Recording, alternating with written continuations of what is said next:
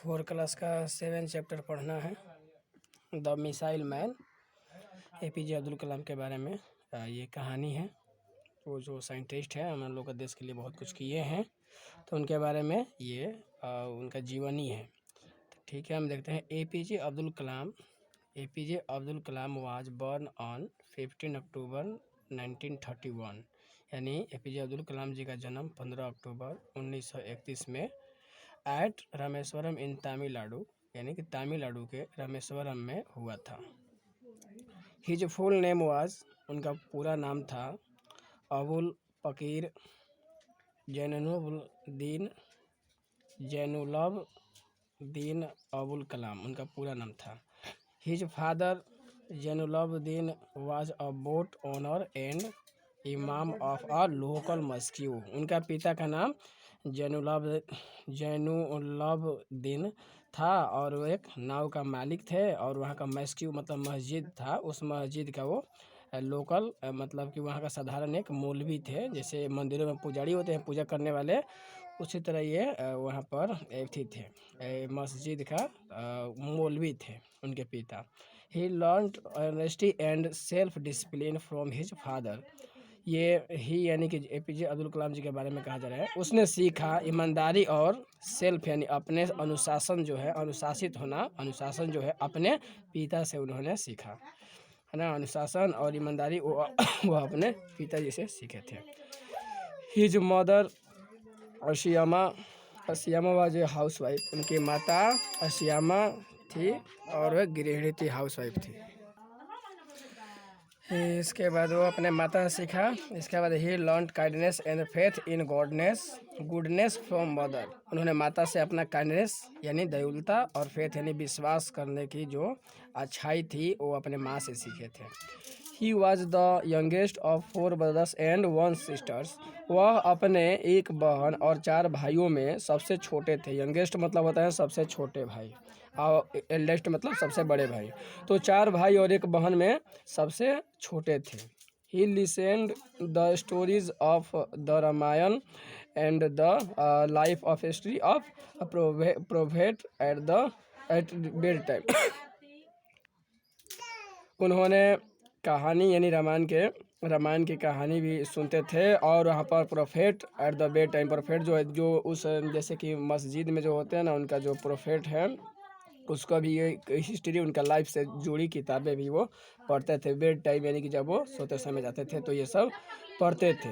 Eight 1 yearly as मतलब कम उम्र में ही सोल्ड न्यूज़पेपर बेचते थे to supplement his family's income, ताकि वो कुछ अपने फैमिली के इनकम में पैसा जोड़ सके।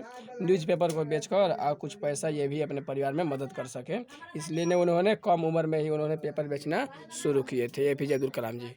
जैसे यहाँ पर दिखा रहा है, ये जो पिक्चर है यही प्रेजेंट कर रहा है उनके बारे में।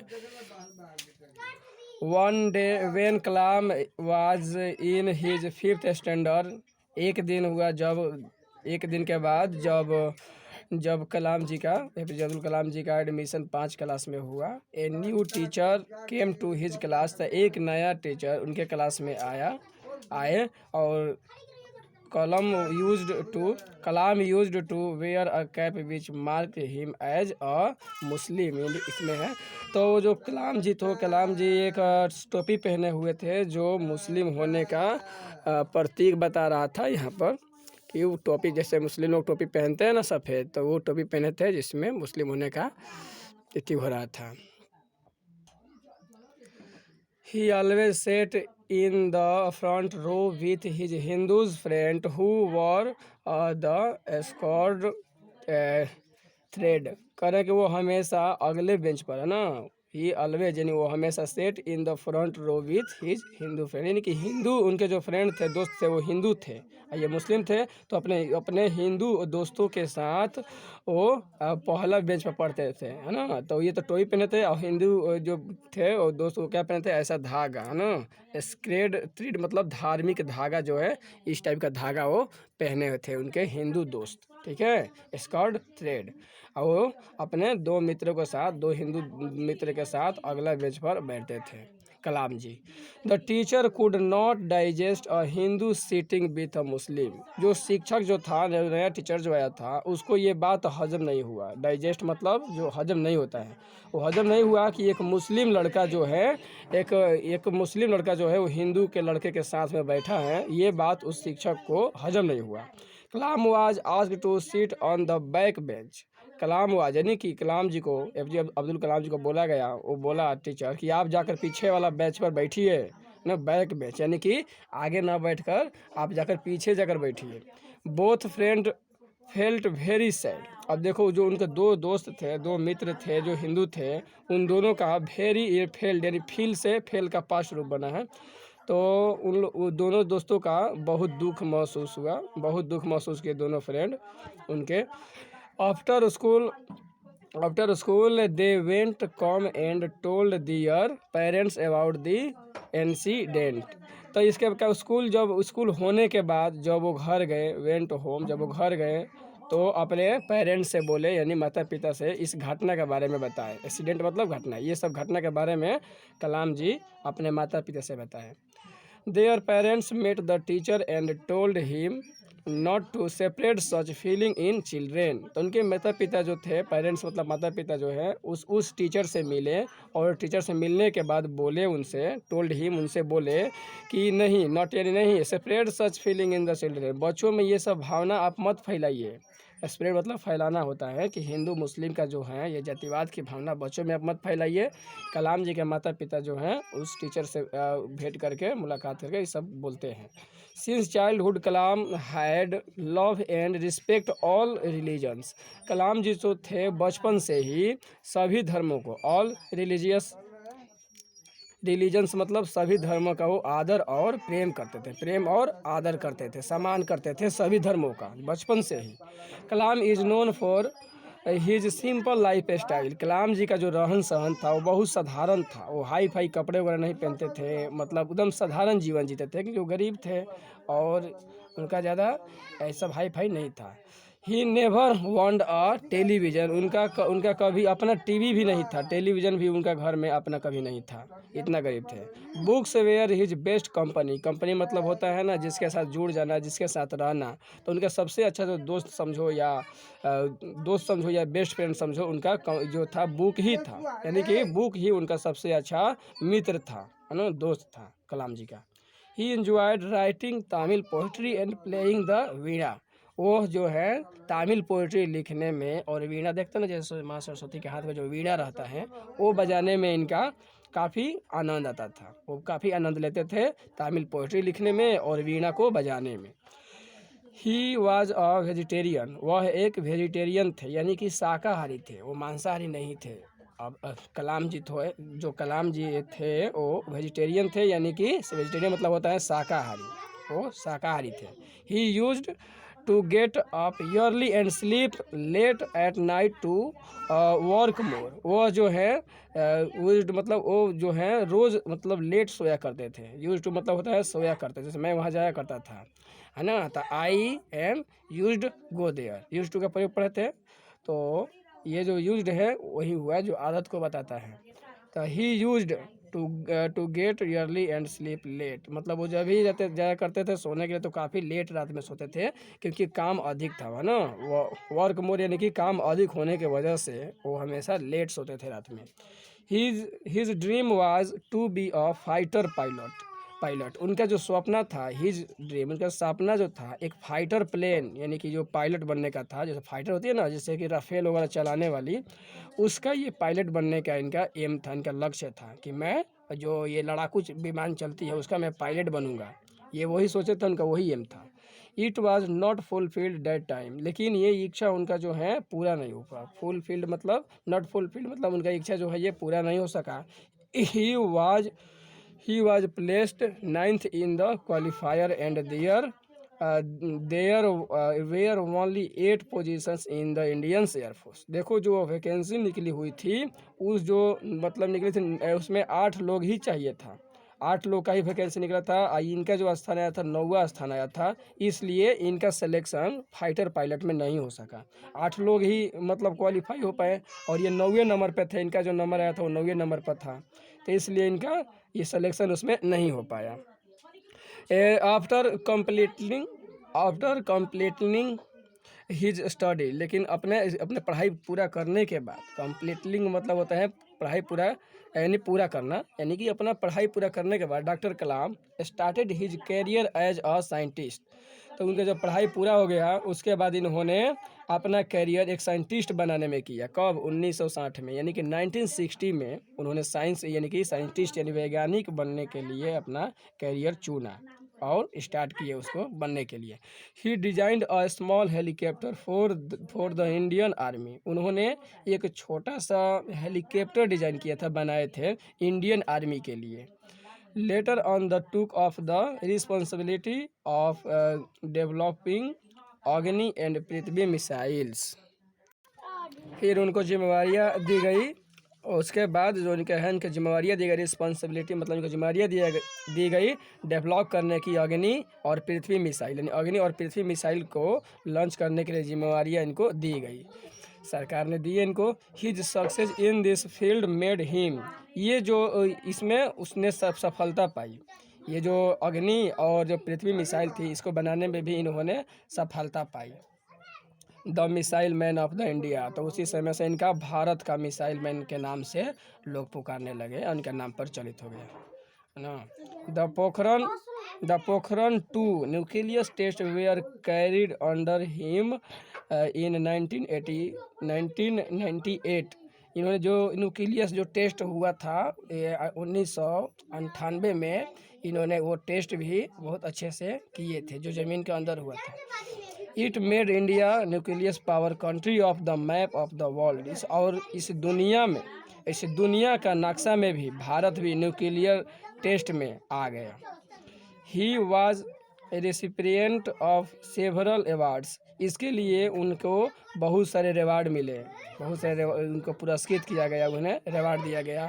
ही got Indians highest civilian honours the Bharat Ratna in 1997। इसके बाद हाईएस्ट इंडिया यानी कि इंडियंस हाइट यानी कि भारत का सबसे सर्वोच्च पुरस्कार, सिविलियन मतलब होता है जब ये सरकारी जॉब में नहीं थे यानी कि रिटायर हो चुके थे, उस आदमी को सिविलियंस बोला जाता है जो सरकारी जॉब में नहीं रहते हैं। यानी कि इनका मतलब रिटायर होने के बाद इनको भारत रत्न से सम्मानित किया गया था 1997 में, है ना। इनका मृत्यु हुआ था 27 अगस्त को हुआ था, इसी भैया 2015 में ही इनका मृत्यु हुआ था, जुलाई में। और इनको भारत रत्न सम्मानित किया गया था 1997 में, जो भारत का सबसे बड़ा पुरस्कार है। Doctor Kalam was elected the 11th president of India 2002। इसके बाद डॉक्टर कलाम जी को भारत का राष्ट्रपति चुना गया था 2002 में। भारत के राष्ट्रपति यानी 11वें राष्ट्रपति, भारत के 11वें राष्ट्रपति 2002 में चुना गया था। He was the first scientist and the first bachelor of occupy Rashtrapati Bhavan. ये पहला साइंटिस्ट थे, ये पहला साइंटिस्ट और पहला ये मतलब राष्ट्रपति थे जो राष्ट्रीय भवन में इनको ले जाया गया था। During his term as president, इनका राष्ट्रपति बनने के बाद he was essentially known as the people's president. Affectionately मतलब इनको स्नेह से, प्रेम पूर्वक इनको भारत ये जो है लोगों का राष्ट्रपति के रूप में इनको जाना गया। After serving a term of 5 years, इन्होंने 5 वर्ष का ये सेवा करने के बाद ही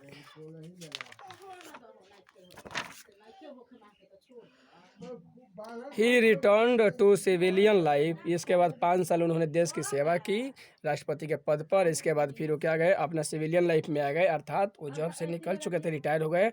इसके बाद ही रोड सेवरल बुक्स, इसके बाद उन्होंने बहुत सारी किताबें लिखी। सेवरल बुक्स मतलब कुछ किताबें उन्होंने लिखी इन्होंने, कलाम जी ने। He became a visiting professor of several institutions and universities. इसके बाद उन्होंने बहुत सारे इंस्टीट्यूट में और यूनिवर्सिटी में उन्होंने पढ़ाई भी उन्होंने किया प्रोफेसर के रैंक पर। Doctor Kalam felt comfortable in the company of young people.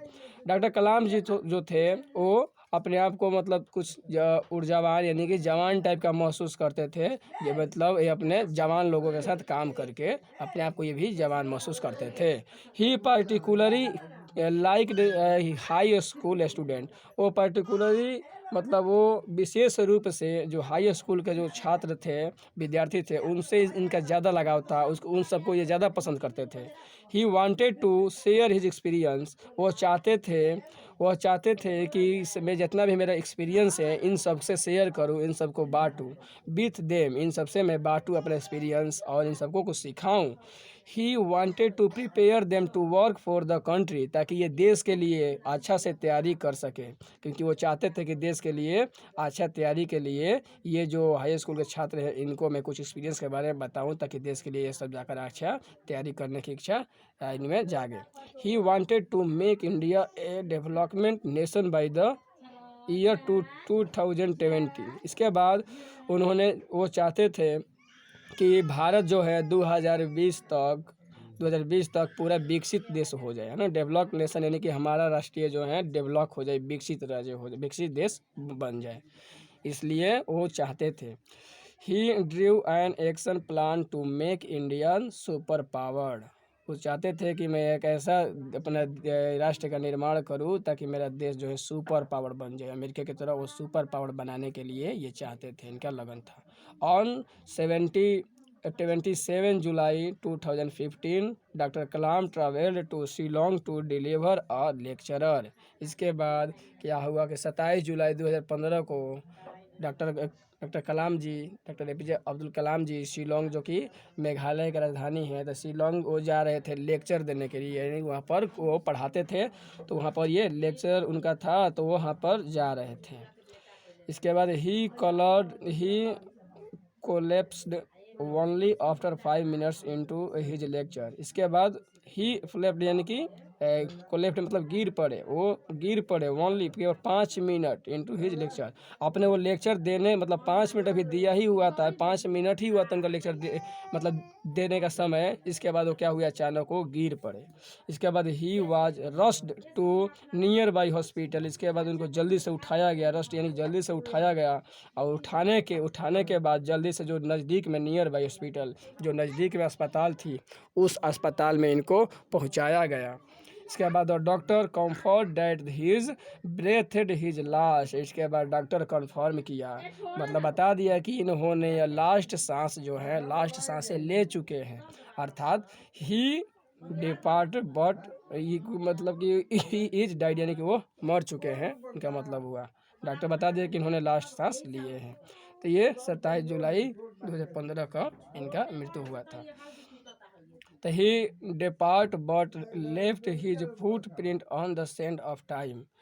तो ये जो काम किए, ये जो विदा हो गए, ये विदा होने के हुए, लेकिन ये जो अपने फुट प्रिंट, ये जो अपने पैर का जो छाप छोड़े हैं सेंड ऑफ टाइम, बालू के रेत की तरह, तो इसको हम India can be a developed nation if Indians follow his ये फुट प्रिंट्स, अगर हम इनको फुट प्रिंट जो ये छाप छोड़ कर गए हैं पैरों का, उसका हम अगर अध्ययन करें, उन्हीं का मार्ग पर चले हम लोग, तो हम अपने देश को डेवलप कर सकते हैं, विकसित कर सकते हैं।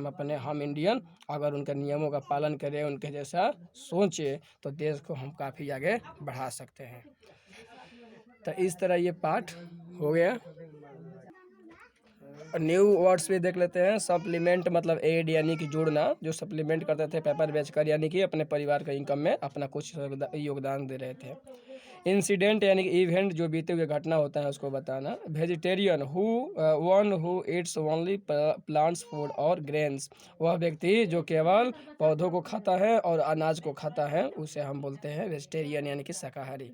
क्वालिफायर्स मतलब होता है कॉम्पिटेंस यानी कि पास करना, जो कॉम्पिटेंटेंस होता है उसको पास करना। रिस्पॉन्सिबिलिटी यानी लाइबिलिटी यानी कि जिम्मेवारी था उनका। सिविलियन यानी नॉन मिलिट्री, यानी मिलिट्री से रिटायर हो जाना, वो नॉन मिलिट्री कहलाता है। ओकोपी मतलब होता है to take possession of to employ, जैसे कि वो एम्प्लॉय की तरह कब्जा करना, या वो एम्प्लॉय की तरह बनना। तो एफेक्शनेटली मतलब होता है टू विथ लव, यानी प्यार के साथ, स्नेह के साथ, स्नेहपूर्वक। है ना। कोलेप्स मतलब होता है, कोलेप्स्ड मतलब होता है फेल यानी कि गिरना, FEFF मतलब गिरना। तो ये न्यू वर्ड है, इसको आप लोग लेकर याद कर लीजिएगा। बाकी जो क्वेश्चन आंसर है हम उसको अगले वीडियो में बताएंगे। इसको आप लोग दोबारा सुनकर कोशिश कीजिएगा अर्थ निकालने का और इस कहानी को समझने का, ताकि हम मौखिक क्वेश्चन आंसर करवाएंगे तो आप लोग का फेयर करने में काफ़ी हेल्प हो सके। ठीक है, तो मिलते हैं हम अगले वीडियो में, तब तक ले जय हिंद।